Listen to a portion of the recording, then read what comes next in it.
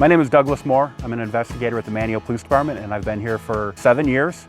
Prior to this, I worked in Wisconsin, and there I worked on a drug task force. And over the last year, I've had an opportunity to train with the Drug Enforcement Administration, otherwise known as the DEA. And I got to spend 2 weeks at the Academy in Quantico, going through their clandestine lab training and then clandestine dynamic entry to clandestine lab training. And then we had an opportunity this year, we actually hosted in Manteo the 2-week DEA drug investigator course. Drug investigations have always been a passion of mine, to get drugs off the street and help everybody have a safe community. And my strong belief is education is the key. When we go to training, we get to bring information back and share it with other officers and share it with the community on what to look for. And if unfortunately we come across an issue with drugs in the community, through the investigation techniques, then we know how to handle those investigations and quickly rid the problem in the town. The first drug investigation class that I went to was back in right around 2000 in Wisconsin. I went to the week-long drug investigator course put on the Wisconsin Department of Justice there, and that just started from the very basics. How to start a drug investigation, how to work with informants, how to properly document investigations.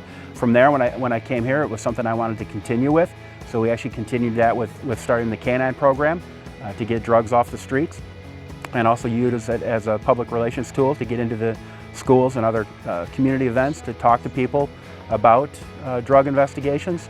And from there, my career has just furthered with the opportunities to train with the Drug Enforcement Administration. So within the last year, I've had an opportunity to go to what's called clandestine lab training. During that training, we got in depth to what clandestine labs are, as far as like a methamphetamine lab or a butane lab. Methamphetamine lab is where they make methamphetamine. It's an extremely volatile, explosive lab. The chemicals in that are extremely deadly, and if not investigated properly and decontaminated properly, it can cause serious injury or death. A butane lab is an extremely volatile, flammable situation. Butane is used to extract oils from marijuana, which gives you a very high concentration of THC in the wax that is produced. It looks like wax, sometimes it's called butter, and that's becoming extremely popular. So the clandestine lab training sponsored by the Drug Enforcement Administration is designed to train officers on how to safely enter these labs, document the evidence in the lab, and then bring a case to the prosecutor. One of the neat opportunities that I've had with this is there's only a handful of people in the eastern part of North Carolina who are certified to do these type of lab investigations. And one of the things we get with the partnership with the Drug Enforcement Administration is if we come across one of these labs in this area, the federal government covers the costs to clean up the labs. So this is the equipment that is issued by Drug Enforcement Administration to anybody that completes the class and gets certified. So you can see the orange and the gray Tyvek suits that are for protection. We have the boots, we have oxygen tanks, the masks, some other safety equipment, along with some reference books that we use.